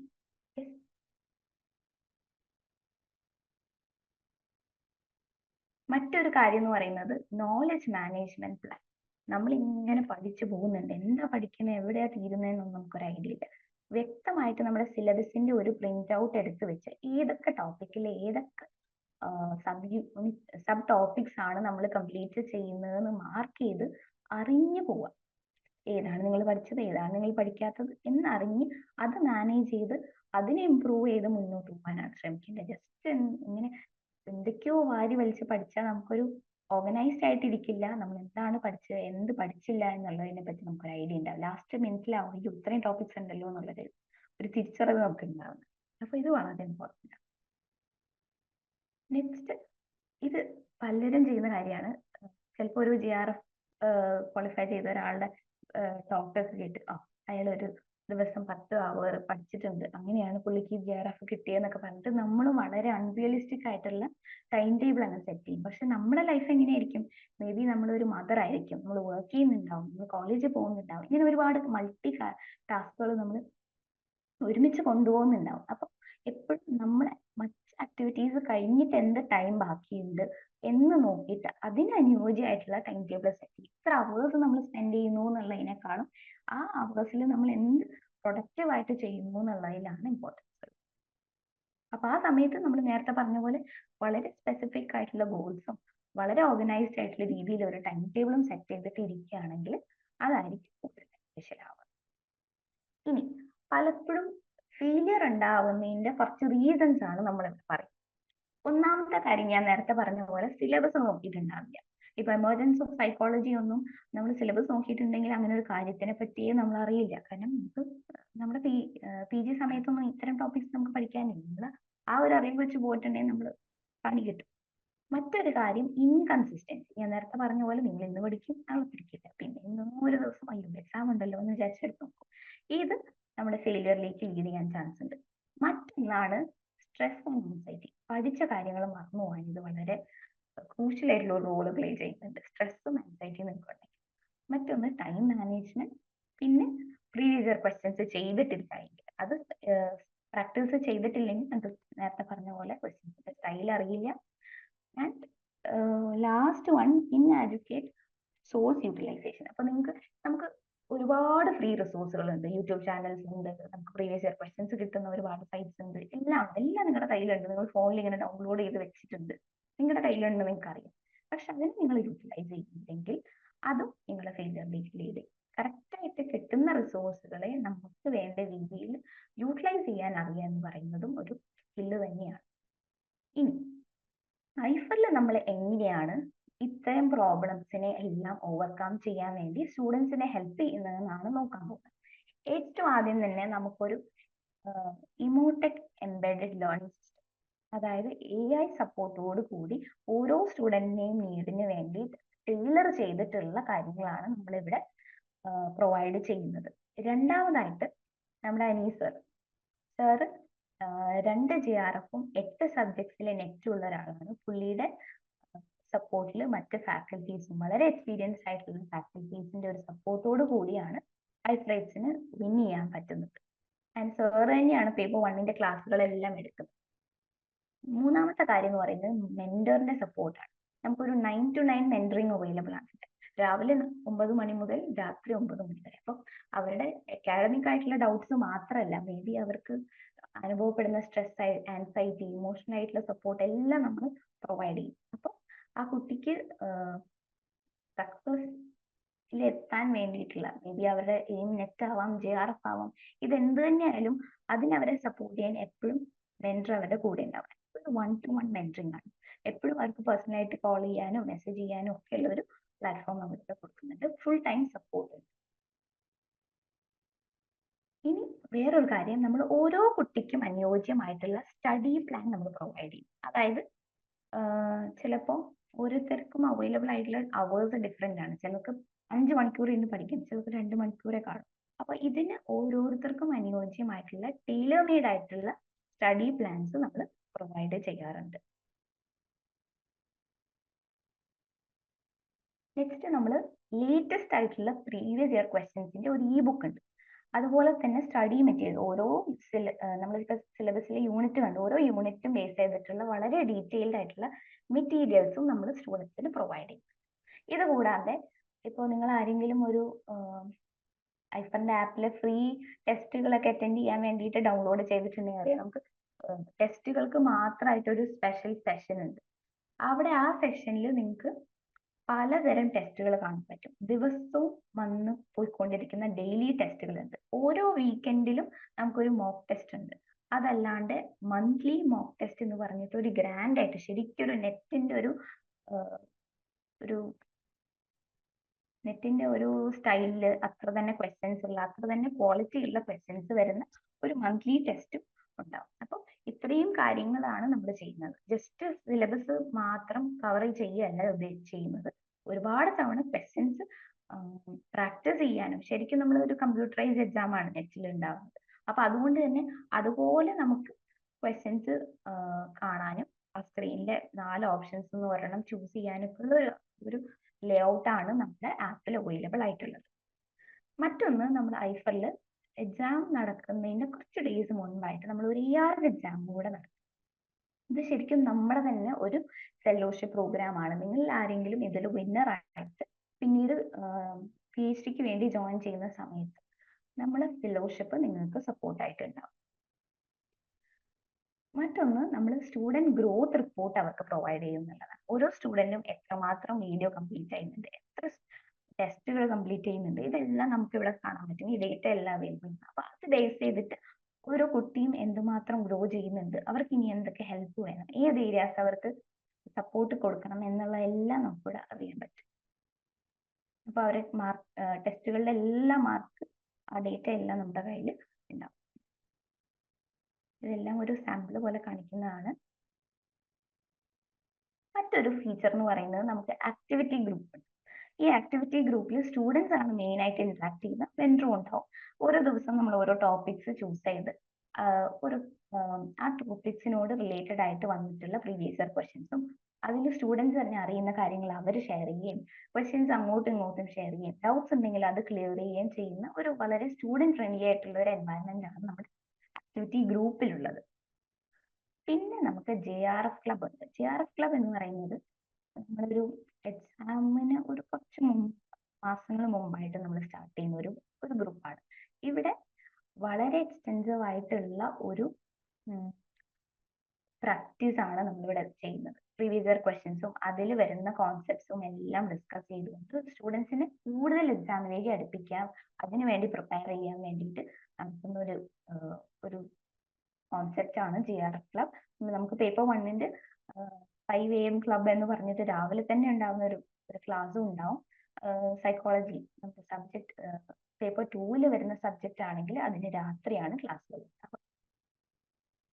നെക്സ്റ്റ്, നമ്മുടെ സ്റ്റുഡൻസിനെ മോട്ടിവേറ്റഡ് ആയിട്ട് നിർത്താൻ വേണ്ടി അവരുടെ ഫാക്കൽറ്റീസും അവരുടെ മെന്റേഴ്സിന്റെ എല്ലാം പോഡ്കാസ്റ്റുകൾ അവരുടെ ആപ്പിൽ അവൈലബിൾ ആണ്. അപ്പൊ അവരിൽ നിന്ന് കിട്ടുന്ന ഡയറക്ഷൻസും മോട്ടിവേറ്റിംഗ് കാര്യങ്ങളും ഒക്കെ കേട്ടുകൊണ്ട് നിങ്ങൾക്ക് പഠിക്കാനുള്ളതാണ്. ഒരുപാട് സ്റ്റുഡൻസ് ഡൗൺ ആയി ഇരിക്കുന്ന സമയത്ത് പോഡ്കാസ്റ്റ് കേട്ട് ഒരുപാട് മോട്ടിവേറ്റഡ് ആയിട്ടുണ്ട് എന്നൊക്കെ പറഞ്ഞിട്ടുണ്ട്. അപ്പൊ അതുകൊണ്ട് നമ്മൾ ഇപ്പോഴും പോഡ്കാസ്റ്റ് തുടങ്ങിയില്ലേ എന്ന് ചോദിച്ചു വരുന്ന സ്റ്റുഡൻസ് ഉണ്ട്. അപ്പൊ അത്രയും പ്രഷ്യസ് ആണ് സ്റ്റുഡൻസിന്, അത് അത്രയും അവരെ ഇത് ബെനിഫിറ്റ് ചെയ്യുന്നുണ്ട് എന്ന്. മറ്റൊരു ഇമ്പോർട്ടന്റ് ഫീച്ചർ എന്ന് പറയുന്നത് നമുക്കൊരു ഹാപ്പിനെസ് ഓഫീസർ എന്ന് പറഞ്ഞ ഒരു ടീം ഉണ്ട്. ഇവരെ എൻഷുർ ചെയ്യുന്നത് ഓരോ സ്റ്റുഡന്റും അവരുടെ ഈ ലേണിംഗ് ജേർണിയിൽ ഹാപ്പി ആണോ, അവർക്ക് പേഴ്സണൽ ആയിട്ടുള്ള എന്തെങ്കിലും ഇഷ്യൂസ് ഉണ്ടോ, അവർ ഓക്കെ ആണോ, പഠിക്കാൻ അവർ ഓക്കെ ആണോ എന്നെല്ലാം അവരെ വിളിച്ച് അന്വേഷിച്ച് അവരെ ഹാപ്പി ആയിട്ട് നിർത്തുക. പഠിക്കാൻ പറ്റുന്ന ഒരു ഇമോഷണൽ സ്റ്റേറ്റിലാണ് അവർ എന്ന് എൻഷുർ ചെയ്യാൻ വേണ്ടിയിട്ട് എപ്പോഴും ഒരു ഇമോഷണൽ സപ്പോർട്ട് നൽകാൻ വേണ്ടി നമ്മുടെ ഹാപ്പിനെസ് ഓഫീസേഴ്സ് അവർക്ക്. ഇത്രയാണ് നമുക്കിവിടെ പറയാനുള്ളത്. അപ്പോൾ നിങ്ങൾക്ക് ആർക്കെങ്കിലും മിഷൻ JRF പ്രീമിയർ ഫൈനൽ ബാച്ചിലേക്ക് അഡ്മിഷൻ നമ്മളിപ്പോൾ കണ്ടിന്യൂ ചെയ്തുകൊണ്ടിരിക്കുകയാണ്. അപ്പൊ അങ്ങനെയാണെങ്കിൽ നിങ്ങൾക്ക് നമ്മളെ കോൺടാക്ട് ചെയ്യാം. ഇവിടെ പറഞ്ഞിരിക്കുന്ന ഓരോ ഫീച്ചേഴ്സും അവൈലബിൾ ആണ്. JRF ടാർഗറ്റഡ് ആയിട്ടുള്ള ഒരു സ്റ്റഡി പ്ലാൻ ഉണ്ട്, നമുക്ക് JRF ക്ലബ് ഉണ്ട്, ഞാൻ പറഞ്ഞ ARF എക്സാമിനേഷൻ ഉണ്ട്, 1-to-1 മെന്ററിംഗ് നിങ്ങൾക്ക് അവൈലബിൾ ആണ്. അതുപോലെ പ്രിപ്പറേറ്ററി ടെസ്റ്റുകൾ ഉണ്ട്, അതായത് നിങ്ങൾ കോഴ്സ് സ്റ്റാർട്ട് ചെയ്യുന്നതിന് മുമ്പ് നിങ്ങളെ ടെസ്റ്റ് ചെയ്യാണ്, എത്ര മാർക്കാണ് നിങ്ങൾക്ക് കിട്ടുന്നതെന്ന് ബേസ് ചെയ്തിട്ടാണ് നിങ്ങൾ പഠിക്കാൻ വേണ്ടി നിങ്ങളുടെ സ്റ്റഡി പ്ലാൻ ഒക്കെ ആയിട്ട് ലീഡ് ചെയ്യാൻ പോകും. പിന്നെ നമ്മൾ നേരത്തെ പറഞ്ഞ സ്റ്റുഡന്റ് ഗ്രോത്ത് റിപ്പോർട്ട് ഉണ്ട്. എഡു റീൽസ് ഉണ്ട്. എഡു റീൽസ് എന്ന് പറയുന്ന റീൽസിന്റെ ഫോമിൽ നമ്മൾ പഠിക്കാനുള്ള കാര്യങ്ങൾ വളരെ ഇൻട്രസ്റ്റിംഗ് ആയിട്ടുള്ള രീതിയിൽ കുഞ്ഞു കുഞ്ഞു റീൽസ് ആയിട്ട് അത് ആപ്പിൽ അവൈലബിൾ ആണ്, അത് കാണാൻ പറ്റും. അവിടെ നിങ്ങൾക്ക് വളരെ ഈസി ആയിട്ട് കാര്യങ്ങൾ പഠിച്ചെടുക്കാൻ പറ്റും. പ്രത്യേകിച്ച് പേപ്പർ 1ലെ കുറച്ച് കോൺസെപ്റ്റ്സ് ഒക്കെ വളരെ രസകരമായിട്ട് റീൽസിൽ നമ്മൾ പോർട്രേറ്റ് ചെയ്തിട്ടുണ്ട്. പിന്നെ ഓരോരുത്തർക്കും ഇൻഡിവിജ്വൽ ആയിട്ടുള്ള സ്റ്റഡി പ്ലാൻ നമ്മൾ പ്രൊവൈഡ് ചെയ്യും. ഈ ഓരോ സിലബസും ഞാനിപ്പോൾ 10 യൂണിറ്റ് കാണിച്ചത്, ഇതിന്റെ എല്ലാം ടോപ്പിക്സ് കവർ ചെയ്യുന്ന രീതിയിൽ നമ്മുടെ ലൈവ് സെഷൻസും ഉണ്ടാവും. പിന്നെ സ്റ്റഡി മെറ്റീരിയൽസ് ഉണ്ട്. POIQ ബേസ് ചെയ്തിട്ടുള്ള ഒരു ബ്ലൂ പ്രിന്റും കൂടെ നമ്മൾ പ്രൊവൈഡ് ചെയ്യും. അതായത് ഇപ്പോൾ നമ്മൾ കഴിഞ്ഞ കൊല്ലങ്ങളിലെല്ലാം നോക്കിയിട്ട് ഏറ്റവും ഇമ്പോർട്ടന്റ് ആയിട്ടുള്ള ടോപ്പിക്സ് ഏതാണ്, ലാസ്റ്റ് മിനിറ്റിൽ നോക്കേണ്ട ടോപ്പിക്സ് ഏതാണെന്ന് നോക്കിയിട്ട് നമ്മൾ ബ്ലൂ പ്രിന്റും കൂടെ പ്രൊവൈഡ് ചെയ്യുന്നുണ്ട്.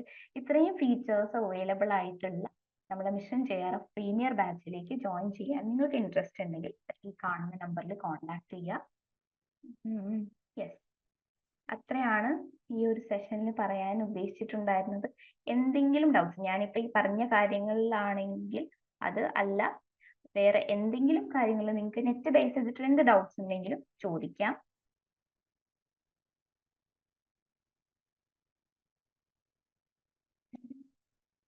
കുറച്ച് നേരം നമുക്ക് വെയിറ്റ് ചെയ്യാം. ആർക്കെങ്കിലും എന്തെങ്കിലും ചോദിക്കാനുണ്ടെങ്കിൽ ചോദിക്കാം. നിങ്ങൾക്ക് എല്ലാവർക്കും നെറ്റിന്റെ ഒരു പാറ്റേൺ, എക്സാം പാറ്റേൺ ഒക്കെ അറിയാമെന്ന് വിചാരിക്കും. നമുക്ക് 2 സെറ്റ്സ് ആണുള്ളത്. പേപ്പർ 1, പേപ്പർ 2 കണ്ടിന്യൂസ് ആയിട്ടുള്ള ഒരു എക്സാം ആണ്. കമ്പ്യൂട്ടറൈസ്ഡ് ആയിരിക്കും എക്സാം. ഇത്തരം കാര്യങ്ങളൊക്കെ അറിയാമെന്ന് വിചാരിക്കും. നമ്മൾ സിലബസും മറ്റു കാര്യങ്ങളൊക്കെ ഇവിടെ ഡിസ്കസ് ചെയ്തു. അങ്ങനെ നമ്മൾ PG ഏത് ഇൻസ്റ്റിറ്റ്യൂഷനിൽ ചെയ്തു എന്നുള്ളത് നെറ്റിനൊരു ഇതിനൊരു മാനദണ്ഡമല്ല. നമ്മൾ ഏത് യൂണിവേഴ്സിറ്റിയിൽ PG കംപ്ലീറ്റ് ചെയ്താലും നമ്മുടെ കയ്യിൽ ആ സർട്ടിഫിക്കറ്റ് ഉണ്ടെങ്കിൽ നമുക്ക് നെറ്റ് ക്വാളിഫൈ ചെയ്ത് കഴിഞ്ഞാൽ ഡെഫിനറ്റ്ലി നമുക്കൊരു കോളേജിൽ അസിസ്റ്റന്റ് പ്രൊഫസർ ആയിട്ട് ജോയിൻ ചെയ്യാൻ പറ്റും കേട്ടോ. ഈവൻ ഡിസ്റ്റന്റ് ആയിട്ട് PG ചെയ്തവരും നെറ്റ് ക്വാളിഫൈ ചെയ്തതിന് ശേഷം കോളേജിൽ ജോയിൻ ചെയ്യാറുണ്ട്. അതതിന്റെ ഒരു അതതിനെ അഫക്ട് ചെയ്യുന്ന ഒരു കാര്യമല്ല.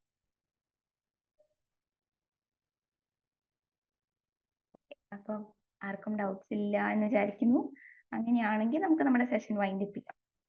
Yes, thank you. അപ്പം താങ്ക് യു സോ മച്ച് എല്ലാവരും പേഷ്യന്റ് ആയിട്ട് കേട്ടിരുന്നതിന്. Yes, that's the end of the session. Thank you all for joining. Thank you so much.